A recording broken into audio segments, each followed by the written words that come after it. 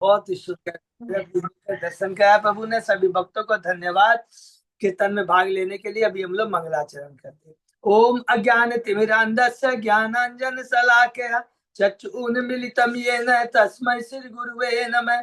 श्री चैतन्य मनोभीष्टं स्थापितं येन भूतले स्वयं रूप कदा मह्यं ददाति स्वपदान्तिकम्।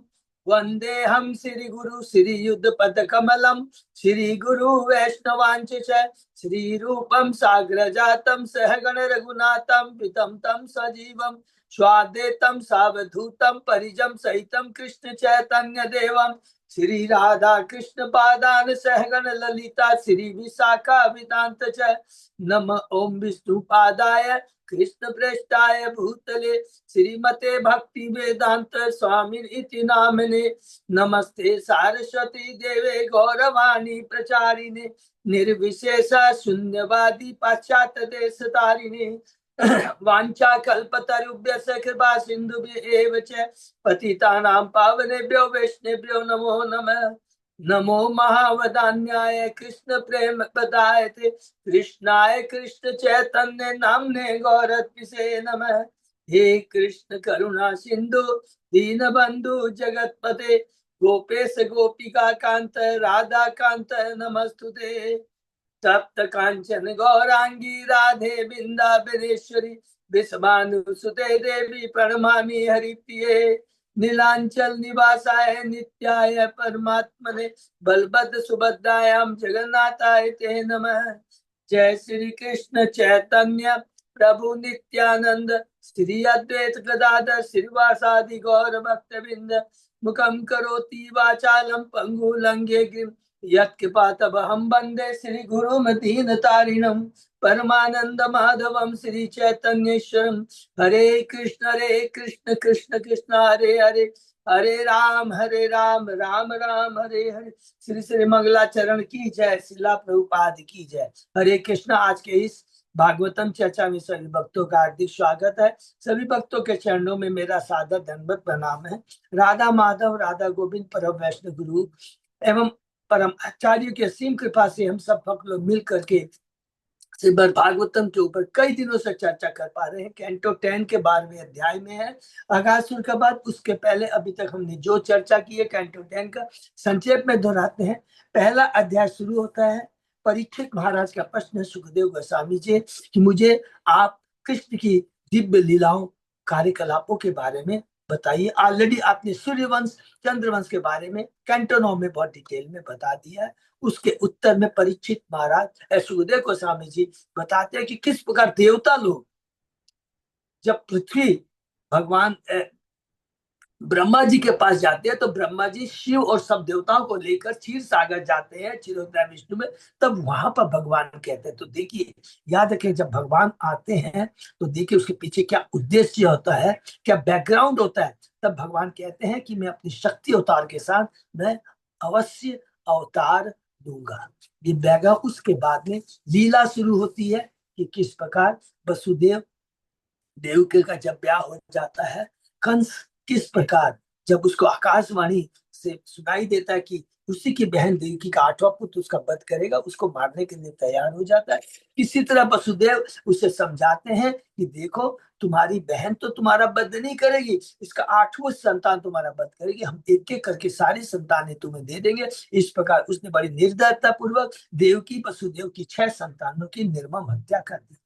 दूसरे अध्याय में हमने पढ़ा 7वीं संतान आती है भगवान संकर्षण, जिसको भगवान श्री कृष्ण की आदेश से योग माया देवकी के गर्भ से रोहिणी के गर्भ में स्थानांतरित कर देती है गोकुल के अंदर में।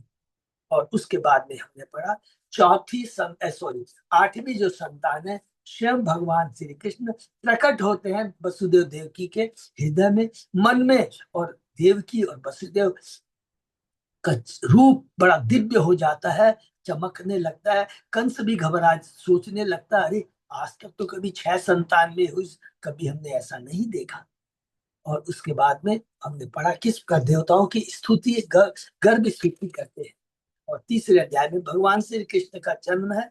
हमने पढ़ा जैसे भगवान प्रकट होते हैं सारी दिशाएं सुहावनी लगने लगी, निर्मल जल से युक्त नदियां प्रवाह होने, बहुत सुंदर डिटेल में वर्णन हम लोगों ने पढ़ा, किस प्रकार हम लोगों ने देखा वसुदेव और देवकी भगवान को ग्लोरीफाई करते हैं और उसके बाद भगवान अपना छोटा सा रूप, दो हाथों वाला पंछी वाला रूप धारण कर लेते हैं और उसके बाद में भगवान की कृपा से योग माया पूरा मदद करती है वसुदेव जी को, कहाँ से, मथुरा से गोकुल ले जाने में मदद करती है। बहुत सुंदर हम लोगों ने डिटेल में इसका वर्णन पढ़ा।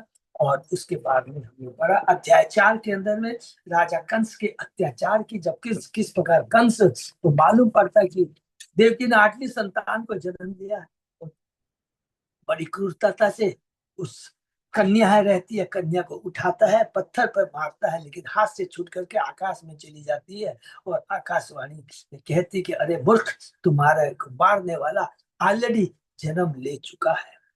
लेकिन चूंकि कन्या है, कंस भ्रमित हो जाता है, लेकिन उसके सलाहकार कहते नहीं, 10 दिन के अंदर जितने भी बच्चे पैदा उनको हम लोग मार डालेंगे, ब्राह्मण संस्कृति को नष्ट कर देंगे, और उसके बाद वो साधु पुरुषों को सताना शुरू कर देते हैं।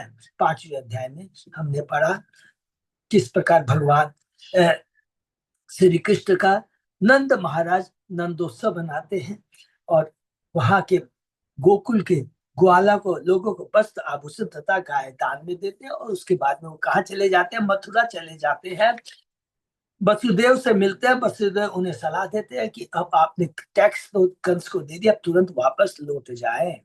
उस अशुभ लक्षणों का उन्होंने इंडिकेशन दिया नंद महाराज को। 6वें अध्याय में हमने देखा कि जो वसुदेव ने जो कहा था वही साबित होता है, उतना आती है भगवान श्री कृष्ण का वध करने के लिए, किंतु भगवान श्री कृष्ण ने पुतना को माता की गति और सर्वोच्च सिद्धि प्राप्त किया, क्योंकि उसने भगवान का भाव क्या, भगवान को स्तनपान के लिए आती है, भले ही उसका प्रतिकूल भाव हो, लेकिन भगवान सदैव अनुकूल भाव से उसको देते हैं और परम गति से प्राप्त होती है। 7वां अध्याय में हमने पढ़ा षटकासुर और तृणावर्त का वध। षटकासुर भगवान जब 3.5 साल के थे, तृणावर्त का जब वध किया तो भगवान 1 साल के थे।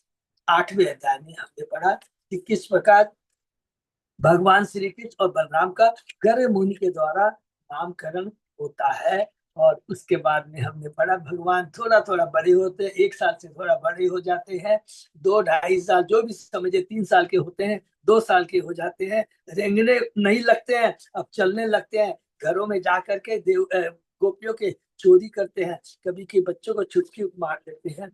और इसके बाद में हम लोगों ने पढ़ा कि मट्टी भक्षण की लीला, इसके बारे में पढ़ा। और इसको देख कर जो परिचित माता चकित हो जाते हैं और पूछते हैं कि नंद यशोदा ने क्या पुण्य किए थे, तो उत्तर में सुखदेव गोस्वामी कहते हैं ये भगवान के शाश्वत माता पिता हैं। नाम क्या है, द्रोण और धरा। इसके बाद 90वें अध्याय में है गोकुल महावन में भगवान श्री कृष्ण की दाम बंधन लीला, बहुत सुंदर हम लोगों ने पढ़ा, 90वें अध्याय के अंदर में पढ़ा। और किस प्रकार भगवान को माँ यशोदा बांध देती है और खुद फिर अपने कार्यों में लग जाती है, और भगवान की नजर पड़ जाती है उनके आंगन में जो 2 वृक्ष रहते हैं यमला अर्जुन के ऊपर में, और जिनको नारद मुनि ने शाप दिया था। जैसे ही सुखदेव गोस्वामी जी कहते हैं कि इन दोनों वृक्षों को नारद मुनि ने साथ दिया था, 10वें अध्याय में प्रवेश करते हैं। परीक्षित महाराज पूछते हैं कि ऐसा उन्होंने क्या किया कि नारद जैसे लोग महान भक्त क्रोधित हो जाते हैं। पूरा डिटेल में हमने पढ़ा कि किस प्रकार वो दोनों को अभिशाप मिला था और वे किस प्रकार उन्होंने नारद के चरणों में अपराध किया, डिटेल में हमने पढ़ा। जिसके चलते नारद ने उनके ऊपर कृपा की, उन्हें कहा कि तुम लोग वृक्ष बन जाओ। कहाँ वृक्ष बनोगे, नंद बाबा के यहाँ, कृष्ण भगवान जहाँ है नंद बाबा के यहाँ तो वृक्ष के होगे। और किस प्रकार हमने पढ़ा कि भगवान श्री कृष्ण ने देखा कि मेरा भक्त ये नारद ने ये वचन दिए हैं, इसे मुझे पूरा करना होगा। भगवान दोनों वृक्षों को उखाड़ देते हैं, दो वृक्ष तरतरा से भूमि पर गिर जाते हैं, नल कुबेर मणिग्रह प्रकट होते हैं, भगवान की स्तुति करते हैं। फिर उसके बाद भगवान जो कहते हैं उसको याद करेंगे, बहुत इंपॉर्टेंट। कहते हैं परम संत नारद मुनि अत्यंत कृपालु है, उन्होंने अपने हिसाब से तुम दोनों पर बहुत बड़ा अनुग्रह किया, कृपा किया है। यद्यपि तुम दोनों स्वर्गलोक से गिरकर वृक्ष बने थे, किंतु उन्होंने तुम दोनों पर सर्वाधिक कृपा किया है। अतः तुमने मेरी स्तुति की है, मेरी भक्ति करने की इच्छा व्यक्त की है। अब तुम उस पद से कभी भी नहीं नीचे गिरोगे। ये बहुत इंपॉर्टेंट चीज है, याद रखना है। जहाँ भक्त और भगवान की कृपा होती है तो उसका उद्धार निश्चित है, भौतिक जगत से छुटकारा निश्चित है। ये स्वयं भगवान अपने मुखार बिंद से कहते हैं। 11वें अध्याय में हम प्रवेश करते हैं। कृष्ण की बाल लीलाएं हमने पढ़ा कि जिस प्रकार जब भगवान यमलार्जुन का उद्धार कर देते हैं, जोर से जब आवाज होती है, सारे गोप वहां पहुंच जाते हैं, नंद बाबा भी पहुंच जाते हैं और कृष्ण को बंधन से छुड़ा देते हैं। उसके बाद में बहुत सारी कृष्ण की लीलाएं होती है। किस प्रकार गोपियां कृष्ण को ऑर्डर करती है, किस प्रकार माता यशोदा कहती है मेरी, नंद बाबा कहते हैं मेरी खड़ाऊ लेके आओ, यशोदा माँ कहती है ये चीज लेके आओ। कहते हैं यहाँ पर सुखदेव गोस्वामी जी, यही प्रेम दिव्य प्रेम है जिसके अंदर में भगवान भृत्य वत्स्या अर्थात अपने भक्तों के वश में हो जाते हैं। इस प्रकार अपनी बाल लीलाओं से उन्होंने ब्रजवासियों को हर्षित कर दिया। उसके बाद फल बेचने वाले की लीला हमने सुनी। उसके बाद हमने सुना किस प्रकार कृष्ण और गोपाल जब थोड़े से बड़े हो जाते हैं तो करीब करीब 5 साल के हो जाते हैं तो उनकी एक सेवा मिलती है। कौन सी सेवा? बछड़े को देखभाल करने की, चराने की सेवा मिलती है। और उसी दौरान उन्होंने क्या किया, इस अध्याय में हमने पढ़ा वृत्तासुर का वध और बकासुर का वध। लेकिन इसमें एक चीज थोड़ा सा बीच में हम लोग गैप करके याद रखना है कि अब गोकुलवासी कहाँ आ जाते हैं, वृंदावन में आ जाता है। उसके बाद ही भगवान श्री कृष्ण बछड़े को चराने जाते हैं, वृत्तासुर का वध करते हैं और बकासुर का वध करते हैं। ये हमने 11 बार अध्याय में पढ़ा। इसके बाद में ये हम लोग ने बहुत इंपॉर्टेंट जो पिछली क्लास में पढ़ा था कि गोप गोपियों का कृष्ण के प्रति गहन प्रेम जो है, उसमें लिखा है कि जब वृद्ध गोप गोपियों को पता चला कि कृष्ण कृष्ण था अन्य बालक मृत्यु के मुख से वापस आ गए तो अत्यंत प्रसन्न हो गए। कब किसके मुख से आ गए? जिसे बकासुर, बकासुर के मुख से आते हैं। लेकिन पर ये नहीं आता है, वो लोग आके बताते हैं अरे किसने ऐसा किया, इसने ऐसा किया, बकासुर को मारा। लेकिन सब लोग ये सोचते हैं कि हमारा कृष्ण बच के आ गया है। जबकि कहते हैं कि गर्ग मुनि ने कहा था कि कृष्ण के सारे गुण नारायण के समान होंगे, लेकिन नंद बाबा का जो दिव्य प्रेम था उस दिव्य के सामने वो सब भूल जाते हैं। उनको पता भी तक नहीं चला कि कृष्ण भगवान है। और सबसे इंपॉर्टेंट चीज जो हमने पढ़ा कि जब भगवान ये सारी लीलाएं करते थे, पुतना को मारा, सटकासुर को मारा, तृणावर्त को मारा, वत्सासुर को मारा, बकासुर को मारा, कभी भी ग्वाल बालों ने, गोपियों ने, वृंदावन के वासियों ने कभी भी भौतिक कष्ट का अनुभव नहीं किया। पता तक उनको नहीं चला। ये है भगवान की भक्ति की कृपा। भगवान के भक्तों के संग की कृपा हम करेंगे तो हमें कभी भी भौतिक कष्ट का अनुभव नहीं होगा। ये हमें इस लीला से मालूम पड़ता है।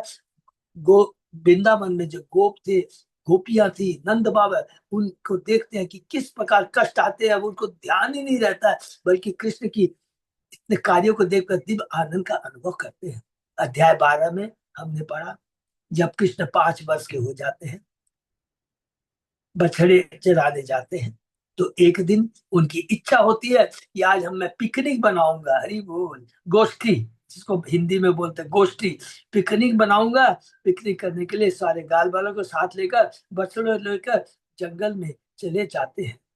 और यहाँ पर बहुत इंपॉर्टेंट चीज, यहाँ पर सुखदेव गोस्वामी जी और प्रभुपाद जी बताते हैं, लाखों करोड़ों गोप थे, बछड़े थे, लेकिन भगवान ने अपनी अचिंत शक्ति से उन सबों को संभाला। ये भगवान की अचिंत शक्ति है। और फिर कहते हैं जब कृष्ण जंगल में चले जाते थे, ये बहुत इंपॉर्टेंट पॉइंट है, इतना इंपॉर्टेंट पॉइंट है, इसको तत्व से हम देखेंगे कि बच्चे जा करके, कृष्ण थोड़ा आगे चले जाते थे तो बच्चे आपस में बोलते थे, गोप मैं जाके कृष्ण को पहले टच करूंगा, दूसरा बोलता था मैं टच करूंगा। इस प्रकार वो कृष्ण को छूते थे, दिव्य आनंद का अनुभव करते थे। अरे जिनको बड़े बड़े मुनि कठोर तपस्या करते हैं, अपने मन पर नियंत्रण कर लेते हैं, सिद्धि प्राप्त कर लेते हैं, फिर भी भगवान के चरण उनकी धूल के एक कण तक का आनंद टच नहीं कर सकते, आनंद नहीं ले सकते। वही गोप गोपाल बाल भगवान को अब खाना खिलाते हैं, भगवान को छूते हैं। बंदर का खेल, अलग अलग खेल खेलते हैं, कितना परम सौभाग्य है वो गोपिकाओं का। जहाँ तक हमने पढ़ा उसके आगे इस अगासुर की लीला में और आगे क्या होता है आज हम चर्चा करेंगे। ओम नमो भगवते वासुदेवाय। ओम नमो भगवते वासुदेवाय। ओम नमो भगवते वासुदेवाय। नारायण नमस्कृत नरम चैव नरोत्तमं देवी सरस्वती व्यासं ततो जयं उदीरे। न स्पृहयेषु अभद्रेषु नित्यं भागवत सेवया भगवती उत्तम श्लोके भक्ति भवति नैष्टिकी। कृष्णाय वासुदेवाय देवकी नंदनाय च नंद गोप कुमाराय गोविंदाय नमो नमः। आराधयो भगवान भजेश तनय ततदाम वृंदावनम रमया काचिदुपासना व्रजवधूवर्गेण्य कल्पिता। श्रीमद्भागवतं प्रमाणम् अमलं प्रेमापुमतो महान्।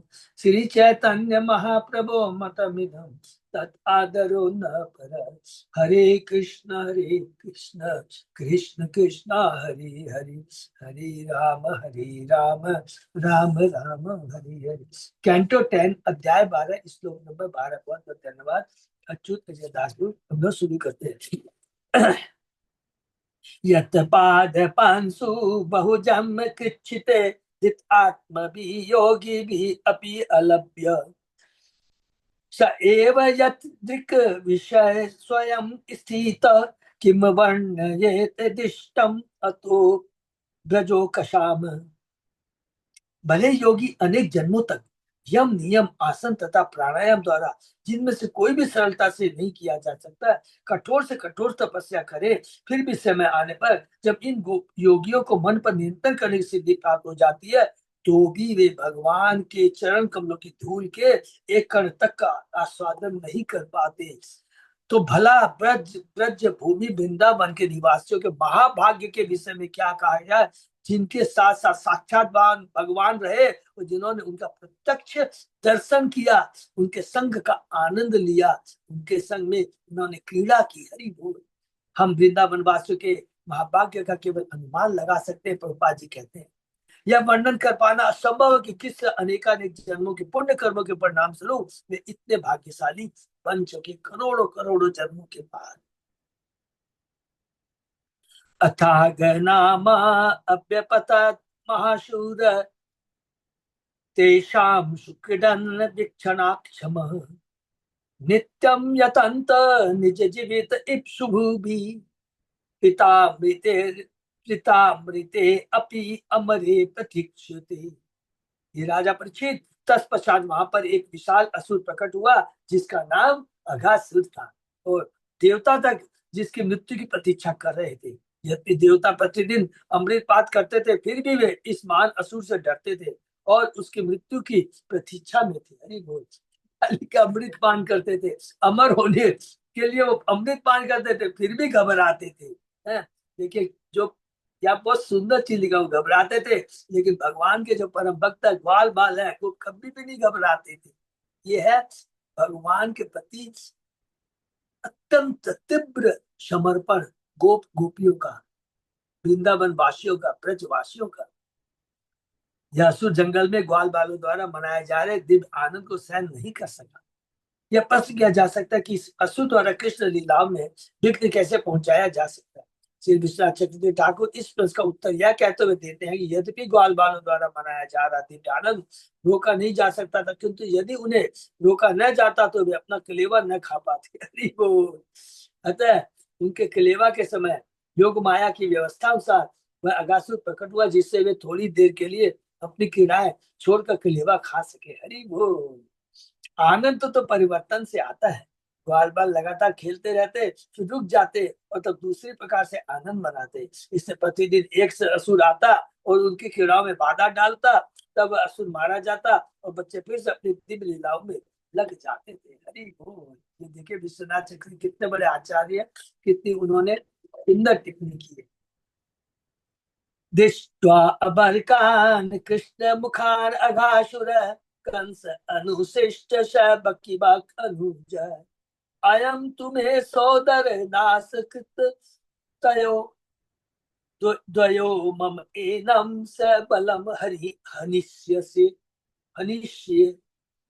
कंस द्वारा भेजा गया अगासुर पुतना तथा बकासुर का छोटा भाई था। किसका है ये अगासुर?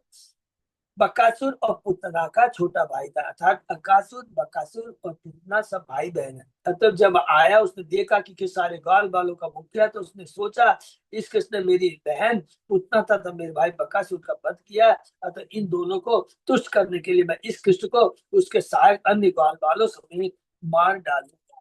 इस बार तो बकासुर का तो ग्राम बहुत ही बड़ा है। क्या है? पूरे वृंदावन वासी के को गोल गोप गोप ग्वाल बालों को मारने का उसका प्लान है। एते यदा मत सुहृदोतिल आप कृता तदा नष्ट क्षमा ब्रज ओकशा प्राणे गते वसर्मशु कानुचिंता प्रजा शवै प्राणदितो ही ये ते।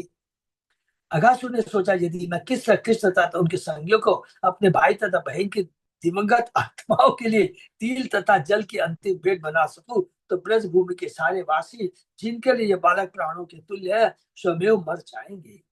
यदि प्राण नहीं रहेंगे तो फिर शरीर की क्या आवश्यकता? फलसो अपने अपने कुत्तों के मरने पर ब्रज के सारे वासी स्वतः ही मर जाएंगे। बच्चे मर जाएंगे तो माता पिता भी दुखी होकर वैसे ही प्राण त्याग देंगे। इति व्यवस्य अजगरं बृहत् वपु सयोजनायां महाअद्रिभिः परम् धृत्वा अद्भुतं व्यात गुहा आननम् आननं तदा पति व्यसेतः ग्रसनाशया खल। यह निश्चय करने के बाद उस दुष्ट अगासुर ने एक विशाल अजगर का रूप धारण कर लिया, जो विशाल पर्वत की तरह मोटा तथा 8 मील तक लंबा था। इस तरह अद्भुत अजगर का शरीर धारण करने का उसने अपना मुंह पर्वत की एक बड़ी गुफा के तुल्य फैला दिया और रास्ते में कृष्ण तथा उनके संगी ग्वाल बालों को निगल जाने की आशा से लेट गया। धरा अधो धरा धरोष्टो जलदो जलोदरोत्तरोष्टो दरियान दरियानंत गिरि सिंह दष्ट्र द्वांता द्वांत अंत आश्ये वितत अद्वजीय परुषा नील श्वास दवे इक्षण उष्ण। उसका निचला होठ पृथ्वी पर था और ऊपरी होठ आकाश के बादलों को छू रहा था। उसके मुख की बगले पर्वत की विशाल गुफाओं के समान थी और मुख का मध्य भाग अत्यंत अंधकारमय था। उसकी जीभ चौड़े मार्ग के तुल्य थी, उसकी श्वास गर्म हवा जैसी थी और उसकी आंखें आग की लपटों जैसी जल रही थी। दृष्ट्वा तम आदिशम सर्वे मत्वा वृंदावन श्रियम व्यात अजगर तुंडेन ही उत्प्रेक्षन्ते समय लीलया। इस असुर का अद्भुत रूप विशाल अजगर के समान था। इसे देखकर बालकों ने सोचा कि हो न हो यह वृंदावन का कोई रम्य स्थल है। तत्पश्चात उन्होंने कल्पना की कि वह विशाल अजगर के मुख के समान है। दूसरे शब्दों में निर्भीक बालकों ने सोचा कि विशाल अजगर रूपी यह मूर्ति उनके क्रीड़ा आनंद के लिए बनाई गई है। हरि बोल। तो ये भगवान की योग माया का कृपा है। इस अद्भुत दृश्य को देखकर कुछ बालकों ने सोचा कि यह सचमुच का अजगर है, अतः वे वहां से भागने लगे। किंतु अन्य ने कहा क्यों भाग रहे हो? ऐसा नहीं हो सकता कि अजगर यहाँ रह सके। यह तो खेलने का रमणीक स्थल है। उन सब ने ऐसी ही कल्पना की क्योंकि भगवान कृष्ण जहाँ है वहां भय किस चीज का? अहो मितानि गदत सत्वकूटं पुरः स्थितम् अस्मत् संग्रशन व्याकुल तुंडायते व्याकुल संसग्रम व्यात व्यात व्याल कुंडायते नवा। बालकों ने कहा, मित्रों, क्या यह मृत है या सचमुच यह जीवित अजगर है जिसने हम सबों को निगलने के लिए अपना मुंह फैला रखा है? इस संदेह को दूर करो न। सारे मित्र अपने समझ पड़े हुए इस उस अद्भुत जीव की सत्यता के विषय में परस्पर विचार विस्मय करने, क्या यह मृत है या उसने निगलने का प्रयास या उन्हें निगलने का प्रयास कर रहा जीवित अजगर है? सत्यम अर्क कर आरक्तम उत्तरा अनुवत घनम अदरा अनुवत रोद प्रतीक्षया अरुणम। तत्पश्चात उन्होंने निश्चय किया, नित्य यह निश्चित रूप से हम सबों को निगल जाने के लिए यहाँ बैठा हुआ कोई पशु है। इसका ऊपरी होठ सूर्य की धूप से रक्त में बादल की तरह है और निचला होठ बादल की लाल लाल परछाई सा लगता है। प्रतिस्पर्धते सुकृभ्याम सभ्या सभ्ये नगोदरी श्रृंग श्रृंग आलयो अपि एता तत दृष्टापि च पश्यत। बाएं तथा दाएं दो खड्ड जैसी पर्वत गुफाएं दिखती है, वे इसकी गलफड़े हैं और पर्वत की ऊंची चोटियां इसके दांत हैं। पूरा वर्णन बता रहे हैं अगासुर का। आस्त्रित आयाम मार्गो अयम रश्यनाम प्रतिगर्जति येषाम अंतर्गतम ध्वांतम एतत् अपि अंत आननम। इस पशु की जीभ की लंबाई चौड़ाई चौड़े मार्ग जैसी है और इसके मुख का भीतरी भाग अत्यंत अंधकारमय है, मानो पर्वत के भीतर की गुफा हो। दावुष्ण खरपात अयम श्वासवत भाति पश्यत ततदग्ध सत्व दुर्गंधो अपि अंत आमिष गंधवत। यह अग्नि जैसी गर्म हवा उसके मुख से निकली श्वास है, जिससे जलते हुए मांस की दुर्गंध आ रही है, क्योंकि उसने बहुत शव खा रखे हैं। असमान किमत्र ग्रसिता निविष्टान अयम तथा चेतवकवत विनङ्क्ष्यति क्षणात् अनेन इति वकारी उसत्मुखम विच्छयो उद्दसंत करनाडते ययु करताडने ययु। तब बालकों ने कहा, क्या यह प्राणी हम लोगों को निगलने आया है? यदि वह निगलेगा तो तुरंत ही बकासुर की भांति मार डाला जाएगा। इससे उन्होंने बकासुर के शत्रु कृष्ण के सुंदर मुख की ओर निहारा और ताली बजाकर जोर जोर से हंसते हुए वे अजगर के मुंह में प्रविष्ट हो गए।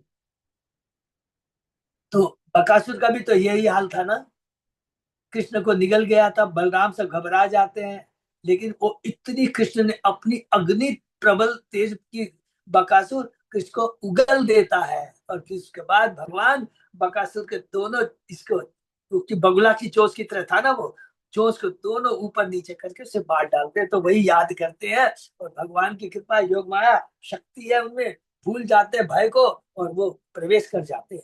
इस भीषण पशु के विषय में तर्क वितर्क करने का उन्होंने असुर के मुख में प्रवेश करने का निश्चय किया। उन्हें कृष्ण पर पूरा पूरा विश्वास था, क्योंकि उन्हें अनुभव हो चुका था कि कृष्ण ने किस प्रकार उन सबों को बकासुर के मुख से बचाया था। यह दूसरा असुर अगासुर था, अतः वे इस असुर के मुख में घुसकर खीर का आनंद लेना और बकासुर के कृष्ण द्वारा बचाया जाना चाहते थे। इत्थं मिथो अथतयम् अतत्यज्ञ भाषितम् श्रुत्वा विचिन्त्ये इति अमृषामृषायति रक्षो त्रिधित्वा अखिल भूत हित स्थितः श्वानां विरोधधुं भगवान मनोदधि। हर व्यक्ति के हृदय में स्थित अंतर्यामी परमात्मा भगवान श्री कृष्ण ने बालकों को परस्पर नकली अजगर के विषय में बातें करते सुनी। हरि बोल। वे नहीं जानते कि यह वास्तव में अगासुर था जो अजगर के रूप में प्रकट हुआ था। यह जानते हुए कृष्ण अपने मित्रों को असुर के मुख में प्रवेश करने से रोकना चाहते थे। तावत प्रविष्टा तु असुर उदर अंतरम परम कौर्णा शिशव सवत्सा प्रतीक्षमाणेन बकारी वेशनम कांत स्मरेण रक्षसा। जब तक कि कृष्ण सारे बालकों को रोकने के बारे में सोचे तब तक वे सभी असुर के मुख में घुस गए, किंतु उस असुर ने उन्हें निगला नहीं, क्योंकि बोला अब कृष्ण को भी आने दो, क्योंकि वह कृष्ण द्वारा मारे गए अपने संबंधियों के विषय में सोच रहा था और अपने मुख में कृष्ण के घुसने की प्रतीक्षा कर रहा था, अर्थात अपने काल की प्रतीक्षा कर रहा था। तान वीक्ष कृष्ण सकला भय प्रदो अनन्य नाथान स्वकरात अवच्युतान दीनांश मृत्यो जटाग्निघाशान घृणार्थितो दिष्ट कृतेन विस्मिता। कृष्ण देखा कि सारे ग्वाल बाल जो उन्हें ही अपना सर्वस्व मानते थे, उनके हाथ से निकलकर साक्षात मृत्यु की अगासुर के उदर की अग्नि में तिनको जब से प्रवेश हो जाने से अशाय है, कृष्ण के लिए उनके इन ग्वाल बाल वित्तों से विलग होना असहाय था। हरि बोल। अतएव यह देखते हो कि यह सब उनकी अंतरंगा शक्ति द्वारा, योग माया द्वारा नियोजित किया प्रतीत होता है। कृष्ण आश्चर्य को उठे और निश्चय न कर पाए कि क्या किया जाए। ये सब भगवान के लिए है। योग माया भगवान को भी कंफ्यूज कर दे रही है, ये भी भगवान के आदेश से ही हो रहा है। कित्तम किमताश्य खलस्य जीवनम नवा अमीशाम च सताम विहिंसनम द्वयम कथम स्यात् इति संविचिन्त्य ज्ञात्वा अविशक्त तुंडम अशेष हरि। अब क्या करना होगा, इस असुर का वध और भक्तों का बचाव एक साथ दोनों को किस तरह संपन्न किया जाए। असीम शक्तिशाली होने से कृष्ण ने ऐसी बुद्धिगम युक्ति निकाल आने तक प्रतीक्षा करने का निश्चय किया। उसके द्वारा वे बालकों को बचाने के साथ साथ उस असुर का वध भी कर सके। तत्पश्चात अगासुर के मुख में प्रवेश कर जाते हैं। कृष्ण अनंत वीर सर्वज्ञ कहे जाते हैं, क्योंकि उन्हें हर बात ज्ञात है। हर बात पूर्णता जानने के कारण उनके लिए ऐसी युक्ति ढूंढ लेना कोई कठिन काम नहीं था, जिससे वे बालकों को बचाने के साथ ही असुर को भी मार सकते। इसलिए उन्होंने भी असुर के मुख में घुसने का निश्चय किया। इतनी सुंदर लीला तो भगवान, पूरा काल भी जिससे घबराता है, ये देखिए कितनी सुंदर लीला करे। भगवान को भी सोचना पड़ रहा है, प्लानिंग करनी पड़ रही है। ये सब लीला है। तदा गन्न छदा देवा व्यात व्यात व्यात इति चुक्रशुः येषु ये च कंसादय कोण पातु अग बांधवा। जब कृष्ण अघासुर के मुख में घुस गए तो बादलों के पीछे छिपे देवतागण हाय हाय करने लगे, किंतु अघासुर के मित्र यथा कंस तथा अन्य असुरगण अत्यंत हर्षित थे। देखिए दोनों में फर्क है। एक एक चीज को बड़ा, देवता भगवान को पूर्ण समर्पित नहीं है, पक्के माने शुद्ध भक्त नहीं है, वो घबरा जाते, अरे भूल जाते हैं कि ये भगवान है, ये लीला कर रहे हैं। लेकिन भक्त है जो ग्वाल बाल पूर्ण कृष्ण को समर्पित है, बल्कि उनको आनंद आ रहा है, अत्यंत वो हर्षित थे। तत्श्रुत्वा भगवान कृष्ण तु अव्यय सार्ववत्सकम शून्य चिकीर्षो आत्मानम तरसा वृदे गले। जब अजय अजय जिसको कोई जीत नहीं सकता, अजय भगवान कृष्ण ने देवताओं को बादलों के पीछे से हाय आते तुरंत उन्होंने स्वयं अपने संगी ग्वाल बालों को असुर से बचाने के लिए, जिन्हें वह चूर्ण चूर्ण कर देना चाहता था, उसके गले के भीतर अपना विस्तार कर लिया। अब यहाँ पर वहां पर बकासुर के केस में क्या किया था, अग्नि, इतनी गर्मी प्रज्वलित अग्नि कर दी कि उसको बकासुर रख नहीं पका पाया कृष्ण को, उगल देता है। लेकिन यहाँ पर अब भगवान अपना विस्तार कर रहे हैं। कृष्ण के कार्य ऐसे ही होते हैं। जन्म कर्म चाहे में दिव्य मेरम यो वेदी तत्वतः है परितानाम साधु नाम विनाशाय च दुष्कृताम। कृष्ण ने असुर के गले में अपना विस्तार करके उसकी श्वास अवरुद्ध कर दी और उसे मार डाला। इससे उन्होंने अपनी तथा अपने संगियों की आसन मृत्यु से रक्षा की तथा देवताओं को भी उनके संताप से मुक्त किया। बड़ी आसानी से भगवान श्री कृष्ण ने इसे मार डाला। ततो अतिकायश्च निरुद्ध मार्गणिनो हि उद्गीर्ण दृष्टे भ्रमत तु इतः ततः पूर्णो अंत अंगे पवनो निरुद्धो मूर्धन विनिर्भिद्य विनिर्गतो वही। चूंकि कृष्ण ने अपने शरीर का आकार बढ़ा दिया था, इसलिए असुर ने अपने शरीर को काफी बढ़ा कर लिया।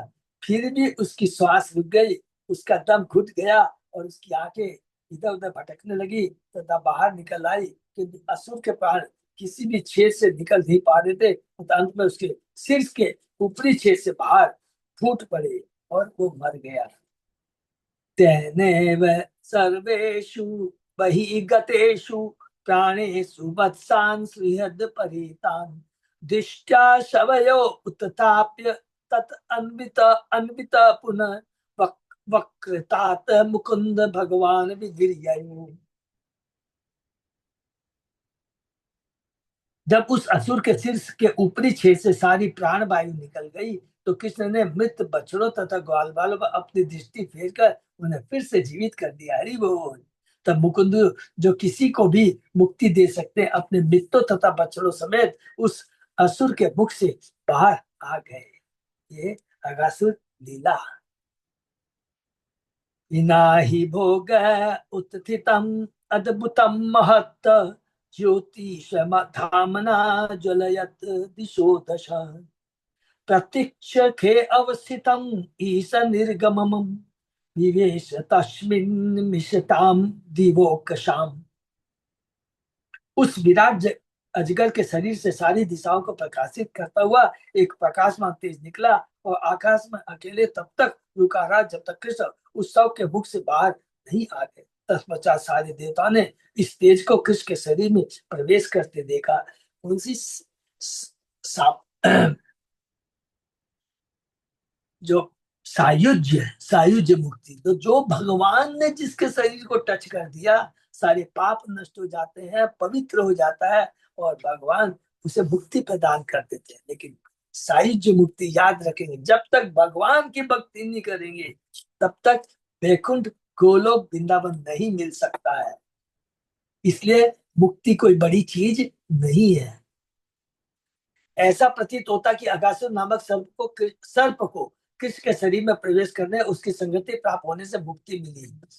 कृष्ण के शरीर में प्रवेश करना सायुज्य मुक्ति कहलाती है, किंतु अगले श्लोकों से सिद्ध होता है कि दंतवक्र तथा अन्यों की तरह अगासुर को सारूप्य मुक्ति प्राप्त हुई। श्री विश्वनाथ चक्रवर्ती ठाकुर ने श्री जीव गोस्वामी कृत वैष्णव तोषणी में उदन देते हो इसका विशद वर्णन किया। यहाँ देखिए कितनी बढ़िया बात। हम लोग अगासुर की सायुज्य मुक्ति बात करते हैं, लेकिन ये कहते हैं जो 5 तरह की मुक्ति, चार तरह की जो मुक्ति है, 5 तरह की मुक्ति है।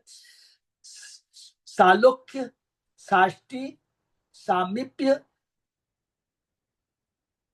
सालोक्य, साष्टी, सामीप्य, सारूप्य और उसके बाद में लास्ट होता है सायुज्य। तो होती है एकदम सबसे घटिया होती है, लेकिन सारूप्य। हाँ ठीक है ना। सालोक्य, साष्टी, सामीप्य और सारूप्य, भगवान जैसा रूप। साष्टी माने भगवान जैसे ऐश्वर्य, सालोक्य में भगवान जैसा लोक और उसके बाद में सामीप्य माने भगवान के नजदीक, लेकिन सायुज्य में भगवान में प्रवेश करना। तो उसको सायुज्य की जगह यहाँ बताते हैं सारूप्य मुक्ति मिली। अघासुर को सारूप्य मुक्ति मिली अर्थात विष्णु जैसे चतुर्भुज शरीर के साथ बैकुंठ लोक में रहने का अवसर मिला। ऐसा कैसे हुआ इसकी व्याख्या संक्षेप में इस प्रकार, इसको बहुत अच्छे से पढ़ेंगे। बहुत सुंदर बात यहाँ लिखा है। जो तेज अजगर के शरीर से निकला वह आध्यात्मिक शुद्ध सत्व पाकर और भौतिक कर्म से मुक्त होकर शुद्ध बन गया। पहला चीज, क्योंकि उसकी मृत्यु के बाद भी कृष्ण उसके शरीर के भीतर रहते रहे। यह संदेह व्यक्त किया जा सकती है ऐसे उत्पाती असुर को सारूप या सायुज्य मुक्ति कैसे प्राप्त हो सकी, और इस पर आश्चर्य भी होता है। किंतु कृष्ण इतने कृपालु है कि ऐसे संशय को दूर करने के उन्होंने अजगर के प्राण को तेज रूप में सभी देवताओं की उपस्थिति में कुछ काल तक प्रतीक्षा करने दिया। कृष्ण पूर्ण तेज है और हर जीव उस तेज का अंश है।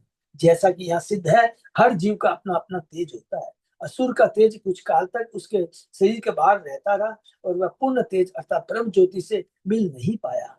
यह ब्रह्म ज्योति भौतिक आंखों को दिखाई नहीं पड़ती, किंतु यह सिद्ध करने के लिए हर व्यक्ति व्यष्टि है। कृष्ण ने व्यष्टि तेज को असुर के शरीर से बाहर कुछ समय तक खड़ा रहने दिया, जिससे हर कोई उसे देख सके।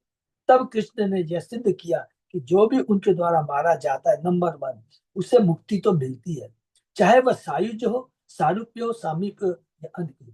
जो लोग प्रेम के दिव्य पद को प्राप्त है, उनकी मुक्ति विशेष प्रकार की होती है। न सालोक्य होती है, न साष्टी होती है, न सामीप्य होती है, न सारूप्य होती है, न सायुज्य होती है।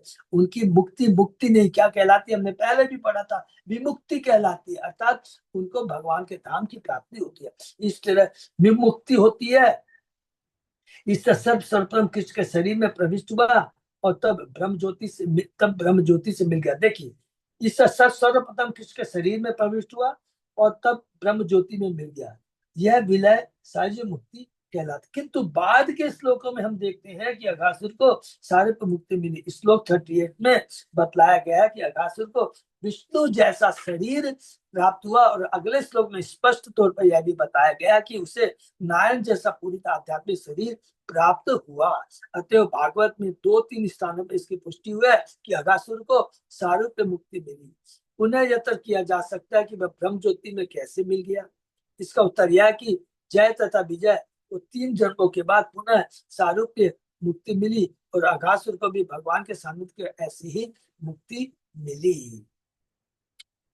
तो ये जय विजय के बारे में तो हम लोग ने सबने डिटेल में कई बार पढ़ा है। 3 जन्म और कोई कोई 4 जन्म कहते हैं, माने जगाई मगाई वाला भी बताते हैं, उसमें ज्यादातर नहीं, जो आचार्य कहते हैं वो फाइनल है। ततो अतिहृष्टा स्वकृतो अकृता अहरणम पुष्पे सुगा अप्सरसा च नर्तने गीते शुरा बाधे धरा च वाद्य के स्तवे च विप्रा जनिष्वने गणा। तत्पश्चात हर एक के प्रसन्न होने पर देवता लोग नंदन का आनंद से फूल बरसाने लगे, अप्सराएं नाचने लगी और गायन के लिए प्रसिद्ध गंधर्व का स्तुति गाने लगी। ढोलकी दुदुम्बी बजाने लगे, तब ब्राह्मण वैदिक स्तुतियां करने लगे। इस पर स्वर्ग तथा पृथ्वी दोनों पर हर व्यक्ति भगवान के महिमा का गायन करते हुए अपना अपना कार्य करने लगा।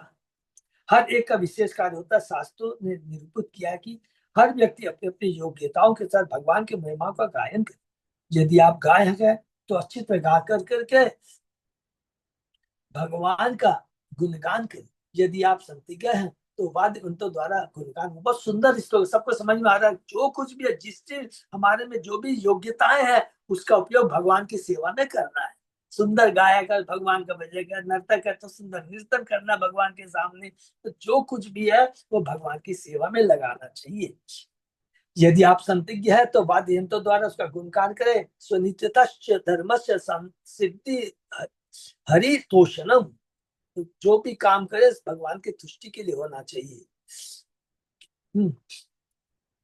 अतः बुम्बी द्विज श्रेष्ठ वर्णाश्रम, ये बहुत सुंदर श्लोक है भागवतम का, इसी का लिखा। इसी के सेकंड लाइन में बोलते हैं, स्वनितस्य धर्म से सिद्धि हरितोषणम। जीवन का साफल्य भगवान को तुष्ट करने में, इसलिए पृथ्वी से लेकर देवलोक तक हर व्यक्ति भगवान का गुणगान करने में लगा हुआ है। सभी महान संत पुरुषों का यही निर्णय कि मनुष्य को जो भी योग्यता अर्जित कर चुका है, जितना भी है, उसका उपयोग भगवान का गुणगान करने में करे, भगवान की सेवा में लगाए। इदम हि पुनस्तत्सह सुतस्य वा सुतस्य सुप्तस्य च बुद्धि तयो अविच्युतो अर्थ कवि निरूपितो यत उत्तम श्लोक गुणानुवर्णनम। बहुत सुंदर श्लोक है। 5वें कौन बोलता है, सबको याद है ना। पहले कैंटो में भगवान नारद जी व्यास देव जी को बताते हैं। जब व्यास देव जी कंफ्यूज हो जाते हैं तो अरे जो कुछ करना है तुमको ऐसे शास्त्र लिखने हैं जिसमें भगवान का गुणगान हो, जो शास्त्र भगवान का गुणगान नहीं करते वो सब बेकार हैं। विद्वान यूनियन ने निश्चित निष्कर्ष निकाला कि ज्ञान, तप, वैदिक अध्ययन, यज्ञ, स्तुति तथा दान की उन्नति का अमोघ उद्देश्य भगवान के गुणों का उत्तर श्लोक में दिव्य वर्णन करना है। यही जीवन की सिद्धि है। मनुष्य उसके अपने गुणों के साथ भगवान के गुणगान करने की शिक्षा दी जानी चाहिए। शिक्षा तब यह आधुनिक जगत में व्यापक उद्योग, शिक्षा आदि, इन सबको भगवान के गुणगान में लगाना चाहिए, तभी संसार का हर व्यक्ति सुखी हो सकेगा। अर्थात संक्षेप में हम यहाँ जीवन स्वरूप और कृष्ण नित्य दास दास के रूप में हमारे सारे कार्य कृष्ण की तुष्टि के लिए होने चाहिए, अपनी इंद्रिय तृप्ति के लिए नहीं, तो ये बंधन का कारण होगा, जन्म मृत्यु के चक्कर में घूमते रह जाएंगे। इसलिए कृष्ण अपनी दिव्य क्रीड़ाएं प्रदर्शित करने हेतु आते हैं, जिससे लोगों को हर तरह से उसका गुणगान करने का अवसर मिल सके। हरि बोल बहुत इंपॉर्टेंट है। भगवान इतनी सुंदर सुंदर क्रीड़ाएं करते हैं, नृत्य करते हैं कि स्वतः हमारे मन में भगवान का गुणगान करने की, ग्लोरीफाई करने की इच्छा होती है, और जब हम भगवान को ग्लोरीफाई करते हैं हमारा जीवन धन्य हो जाता है। तो ये भगवान, ये भी अवसर भगवान ही प्रदान करते हैं। बहुत बढ़िया बात लिखा है, किंतु भगवान का गुणगान किस तरह किया जाए ये समझ पाना शोध का विषय है। ऐसा नहीं है कि ईश्वर के बिना हर बात समझी जा सकती, इसकी निंदा की जाए। जो कुछ है सब भगवान बताते हैं। भगवत भक्ति ही नश्य जाति शास्त्रम जप तप अप्रणश्येव देहस्य मंडनम लोक रंजनम। भगवत भक्ति अथवा भगवान के गुणगान के बिना हमारे पास जो भी है वह सौ को सजाने के समान है। बहुत इंपॉर्टेंट श्लोक है। यदि हम जो कुछ है भगवान की सेवा नहीं लगाते, ये शरीर, हाथ पैर, जो भी आइटम ले ले, जो कि अमरीश महाराज ने सर्वे विचार भगवान की सेवा में उसने सारे लगा दिए थे। अगर हम ऐसा नहीं करते तो ये जो शरीर है ना, ये जितना सुंदर हो जाए, जितना सब सौ के समान, इसका कोई महत्व तो नहीं है।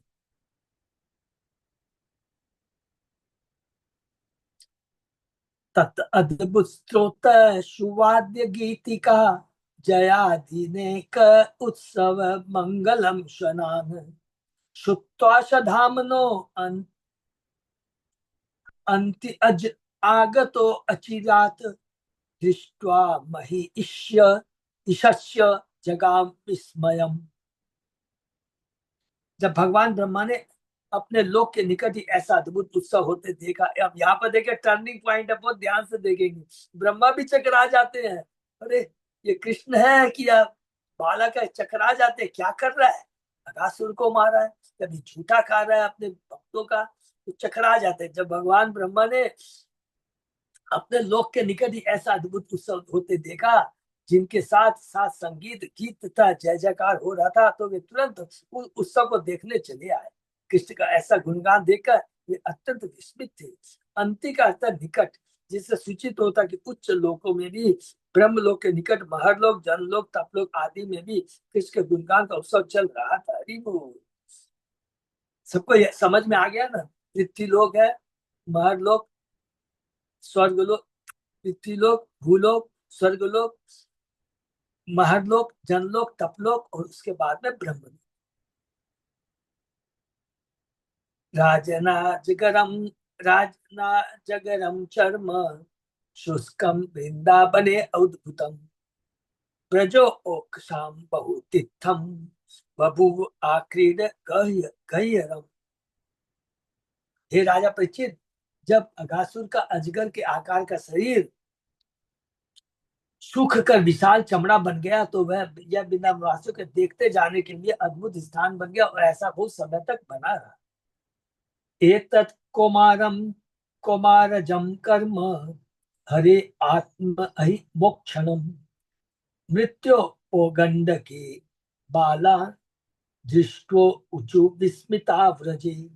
स्वयं तथा अपने साथियों को मृत्यु से बचाने तथा अजगर रूप अगासुर को मोक्ष देने की घटना तब घटी। ये बहुत इंपॉर्टेंट पॉइंट है, वैसे पहले हम लोग डिस्कस कर चुके हैं। जब कृष्ण 5 वर्ष के थे, इसका उद्घाटन ब्रजभूमि में 1 वर्ष बाद हुआ, मानो यह उसी दिन की घटना हो। तो ये उद्घाटन क्यों 1 वर्ष में बाद हुआ, ये हम आगे पढ़ेंगे, क्योंकि ब्रह्मा जी का एक क्षण हमारे कितने सालों के बराबर होता है। मोक्षण शब्द का अर्थ मोक्ष। कृष्ण के साथियों के लिए तथा कृष्ण के अपने लिए मोक्ष का प्रश्न ही नहीं होता। वे आध्यात्मिक जगत में होने से पहले से ही मुक्त हैं। भौतिक जगत में जन्म मृत्यु जरा रोग होते हैं, किंतु आध्यात्मिक ऐसा कुछ नहीं है। वहां तो हर वस्तु शाश्वत है। किंतु आगासुर ने भी कृष्ण तथा उनके भक्तों के सानिध्य से शाश्वत जीवन की वही सुविधाएं प्राप्त कर ली। इसलिए आत्म आत्म ही हो मोक्ष, आत्म ही मोक्षम शब्द से इंगित किया गया है कि यदि अगासुर को भगवान का सानिध्य प्राप्त हो सका तो उसके विषय में क्या कहा जाए। जो पहले से ही भगवान के संगी है, जो सदैव भगवान से आदान दिव्य प्रेम का आदान प्रदान करते हैं, अनुकूल भाव से भक्ति करते हैं, तो उनकी क्या पोजीशन होगी जब अगासुर जैसे को भगवान की कृपा मिलती है। शांकम विजय कृत पुण्य पुंजा, यहाँ पर इसका प्रमाण है कि ईश्वर हर एक के लिए शुभ है। यहाँ तक कि जब वे किसी को मारते हैं तो भी उसे मुक्ति मिल जाती है। अतः उनके विषय में क्या कहा जाए। जो पहले से भगवान की संगी में है, संगति में, जो असल में भगवान के जो भक्त, उनका फिर पोजीशन कितनी महान होगी जब असुर को मुक्ति मिल जाती है। नैतत् विचित्तम मनुज अब अर्भमायिन परावराणम परमस्य वेगश अधोपति यत स्पर्शन धोत पातक प्रापात्म साम्यम स्वसताम सुदुर्लभम। कृष्ण समस्त कारणों के कारण है। भौतिक जगत, उच्च तथा निम्न जगत के कार्य कारण आदि नियंता भगवान द्वारा ही सृजित होते हैं। ये लीला करने के कहने के बाद सुखदेव गोस्वामी अब कृष्ण के तत्व के बारे में पुनः दोहराते हैं। बहुत बार हमने पढ़ा है लेकिन फिर से इसको पढ़ेंगे। यार, सभी कारणों के कारण है, उच्च तथा निम्न जगत के कार्य आदि नियंता भगवान द्वारा ही सृजित होते हैं। जब कृष्ण नंद महाराज तथा यशोदा के पुत्र रूप में प्रकट हुए तो उन्होंने अपनी अहेतु की कृपा से ऐसा किया। अहेतु की कृपा प्रदान की ग्वाल बालों पर, नंद यशोदा के ऊपर। अतः उनके लिए अपने असीम ऐश्वर्य का प्रदर्शन कोई विचित्र बात नहीं थी। हाँ, उन्होंने ऐसी महती कृपा प्रदर्शित की कि सर्वाधिक पापी तो अगासुर भी ऊपर उठ गया और उनके संगियों में से एक बन गया और उनके उसने सारी मुक्ति प्राप्त की, जो वस्तुतः भौतिक कलमुषों से युक्त पुरुषों के लिए प्राप्त कर पाना असंभव है। प्रेम के प्रसंग में माया शब्द भी व्यवहृत किया जाता है। मायावासी पिता अपने पुत्र से प्रेम करता है। अतः माहिना शब्द सूचित करता है कि कृष्ण प्रेमवश नंद महाराज के पुत्र रूप में प्रकट हुए और मानवीय शिशु मनु जार्व का रूप धारण कर लिया। ये समस्त कारणों के कारण है, वे कार्य कारण के सृष्टा है और परम नियंता है। उनके लिए कुछ भी असंभव नहीं है। अतः घासु जैसे जीव को भी उन्होंने सारूप्य मुक्ति प्रदान की। कृष्ण के लिए यह तनिक भी विचित्र नहीं है। कृष्ण को अपने संगियों के साथ साथ अगासुर के मुंह प्रवेश करने में आनंद आया। अतः जब अगासुर को उनकी इस घृणा का सानिध्य जो आध्यात्मिक जगत में होता प्राप्त हुआ तो उसके सारे कलमश धुल गए और कृष्ण की कृपा से उसे सारी जो मुक्ति तथा विमुक्ति प्राप्त हुई। कृष्ण के लिए यह कोई अनोखी बात नहीं थी। ये चीज इंपॉर्टेंट है। कभी कोई आपसे पूछेगा तो देखिए यहाँ पर क्लियर कर दिया प्रभुपाद जी ने। पुतना को भी क्यों मुक्ति मिली और अघासुर को भी क्यों मिली। क्योंकि पुतना ने आनंद दिया था, मातृत्व तो। और यहाँ पर लिख रहे हैं कि जब कृष्ण गोपाल बाल अंदर में प्रवेश किए तो उसको आनंद का अनुभव हुआ। तो जब भगवान के भक्त भगवान देखते मेरे भक्तों को इसने आनंद दिया है, चाहे भले ही प्रतिकूल भाव था लेकिन आनंद दिया है, तो इसलिए उस पर भगवान की कृपा, विशेष कृपा हो गई। इसलिए उसे सायुज्य मुक्ति न मिल करके उसे सामीप्य मुक्ति मिल जाती है। हरि बोल। कितना सुंदर ये, सॉरी, सारूप्य मुक्ति मिल जाती है। सकृत यत अंग प्रतिमा अंत आहिता मनोमयी भागवती ददो गति स एवं नित्यात्म सुख अनुभूति अनुभूति अभी व्युदस्त मायो अंतगतो ही किम पुनः। यदि कोई केवल एक बार या बलपूर्वक भी अपने मन में भगवान के स्वरूप को लाता है तो उसे कृष्ण की दया से परम मोक्ष प्राप्त हो सकता है, जिस प्रकार अगासुर को प्राप्त हुआ। तो फिर उन लोगों के विषय में क्या कहा जाए जिनके हृदय में भगवान अवतार लेकर प्रविष्ट होते हैं और तो उनका जो सदैव भगवान के चरण कमलों का ही चिंतन करते रहते हैं, जो सारे जीवों के लिए दिव्य आनंद के स्रोत है, वो सारे मोह को पूरी तरह हटा देते हैं। ये बहुत इंपॉर्टेंट श्लोक है। ठीक है, पढ़ लेते हैं, 2 मिनट ज्यादा लगेगा। इसलिए कहते हैं जो भगवान का शुद्ध भक्त है, बहुत ध्यान से सुनेंगे, इसलिए वो ये मानव न गीते गीता के तीसरे कैंटो में कपिल भगवान कहते हैं देवहूति को, हे माता ठीक से सुनो, जो भगवान का शुद्ध होता है सालोक्य साष्टी सामीप्य सायुज्य तीमानम न गृहते, माने भगवान उनको देना चाहते हैं लेकिन वो लेते नहीं है। क्यों नहीं लेना, भले विष्णु लोक मिल जाए, उनको तो चाहिए भगवान की चरणों की सेवा करे, सदैव चरणों की सेवा करने के लिए लाया लाया रहते हैं। इसलिए 300 कैंटो के कौन सा अध्याय मेरे को याद नहीं, 25वां या जो बहुत इंपॉर्टेंट अध्याय है, जिसमें भगवान कपिल स्वयं कहता है कि मेरे भक्त ये सारूप सायुज्य साष्टी सामिप्य ये सब कुछ नहीं चाहते हैं। यहाँ भगवान की कृपा प्राप्त करके विधि बतलाई गई है। यथपाद पंकज पलास विलास दया, कृष्ण का चिंतन करने मात्र से उन्हें बड़ी आसानी से प्राप्त किया जा सकता है। यह भी बताया गया कि कृष्ण के चरण सदैव भक्तों के हृदय में स्थित रहते हैं। भगवान भक्त हृदय स्थित है। अगासुर के बारे में यह तक किया जा सकता है कि वह भक्त न था। इसका उत्तर यह है कि उसने क्षण भर भक्ति पूर्वक कृष्ण का चिंतन किया। भक्त भक्तिया हम एक या ग्राह्य, बिना भक्ति के कोई कृष्ण का चिंतन नहीं कर सकता। इसके विपरीत जब कोई कृष्ण का चिंतन करता है तो उसमें निश्चित रूप से भक्ति होती है। यद्यपि अगासुर का उद्देश्य कृष्ण को मार डालना था, किंतु क्षण भर उसने कृष्ण का चिंतन भक्ति पूर्वक किया। और पिछले श्लोक के तार में भगवान कहते हैं उसने आनंद दिया था कृष्ण को और उसके भक्तों के। और कृष्ण था उनके संगियों ने अगासुर के मुख के भीतर क्रीड़ा करनी चाहिए। इसी तरह पुतना कृष्ण को विष देकर मारना चाहती थी, किंतु कृष्ण उसे माथा कहा था क्योंकि उन्होंने उसका स्तन पान किया था। तो भगवान कभी भी जरा भी भगवान के किसी भी रूप में यदि हम सेवा करते हैं, जाने अनजाने में अनुकूल या प्रतिकूल भाव में, भगवान उसको रिटर्न देते हैं। स्वल्पमस्य धर्म से तायते महत्व में, विशेषतया जब कृष्ण अवतार के रूप में प्रकट होते हैं और जो भी कृष्ण व्यक्ति कृष्ण के इन विविध अवतारों का रामादि मूर्तेषु कला नियमेन तिष्ठन चिंतन करता है, विशेषता उनके आदि रूप कृष्ण का, तो उसे मुक्ति प्राप्त होती है। इसके अनेक दृष्टांत है, जिसमें से अगासुर भी है जिसने सारूप्य मुक्ति प्राप्ति। अतः विधि यह है सततम कीर्तनयो माम यतन्तस्य दृढ़ व्रता। अतः भक्त लोग सदैव कृष्ण का गुणगान करने में लगे रहते हैं।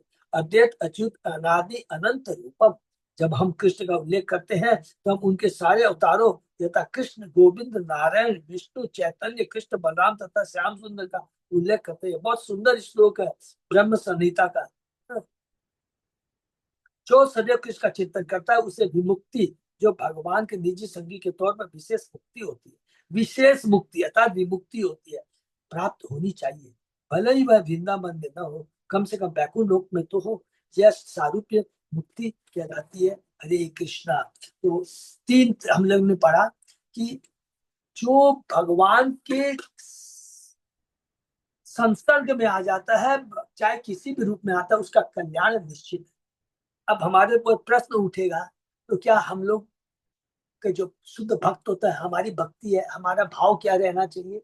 हमारा भाव प्रभुपाद जी ने तात्पर्य में बार बार बता दिया है, कपिल भगवान ने बार बार बता दिया, जो शुद्ध भक्त होता है मुक्ति नहीं चाहता, वो विमुक्ति चाहता है। विमुक्ति का मतलब भगवान के गोलोक धाम में जाकर भगवान के चरणों की सेवा करे, भगवान से आदान प्रदान करे। ऐसे नहीं कि बोलते ठीक है, ये तो बहुत दुर्लभ है।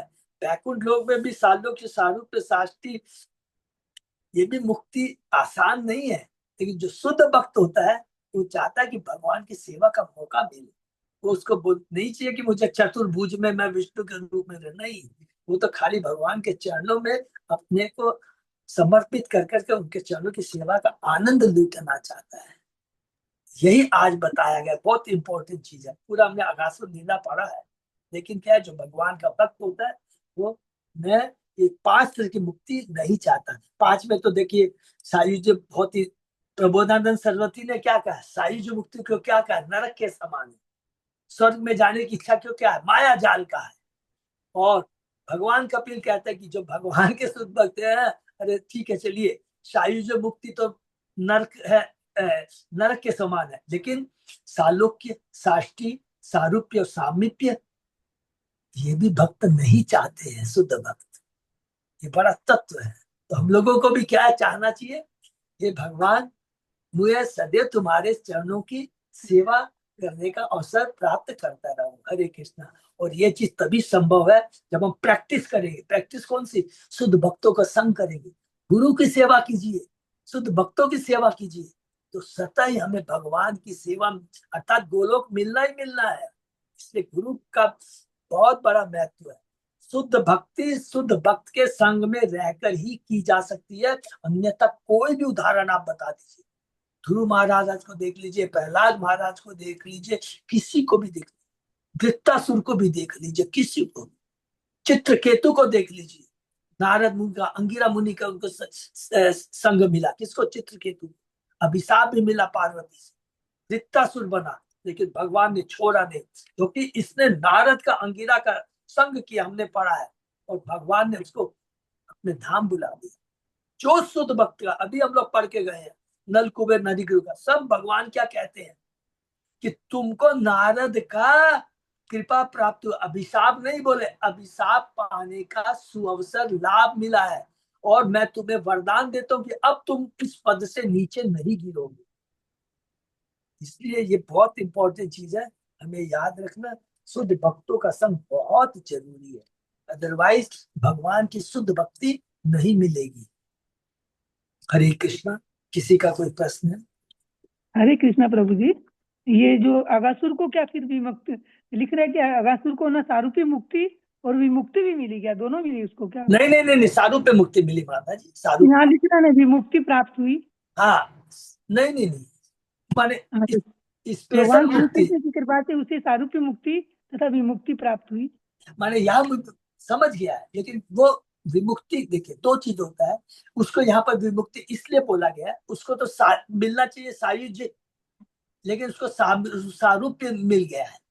लेकिन मुक्ति और विमुक्ति, तो एक्चुअल में जो विमुक्ति का अर्थ यहाँ पर होता है कि ऐसे आप बोल सकते हैं, सब लोग बहुत ध्यान से सुनेंगे, माता जी का बहुत अच्छा प्रश्न है। नॉर्मली सायुज्य मुक्ति, हाँ, सायुज्य मुक्ति को ही मुक्ति बोला गया है, और उसके अलावा अर्थात सायुज्य मुक्ति कहाँ होती है, किसको कहते हैं? जब हम ब्रह्म ज्योति में विलीन होते हैं, उसको बोलते हैं सायुज्य मुक्ति। उसके अलावा जो मुक्ति होती है, अर्थात बैकुंठ की भी और वृंदावन की, दोनों को यहाँ विमुक्ति कहा गया है। अर्थात हम लोग ऐसे करेंगे, एकदम बहुत अच्छा प्रश्न आपका, तो हम लोग से कोई पस करेगा तो हम लोग क्या कहेंगे, मुक्ति और विमुक्ति में क्या अंतर है, तो क्या जवाब देंगे? मुक्ति का मतलब होता है कि भौतिक जगत से छुटकारा होकर भगवान के ब्रह्म ज्योति में विलीन होना, यह मुक्ति है, जो ज्ञानियों को मिलती है और असुरों को मिलती है। लेकिन यहाँ पर भगवान ने इसको विशेष कृपा प्रदान करके विमुक्ति प्रदान किया, अर्थात इसको बैकुंठ लोक दिया।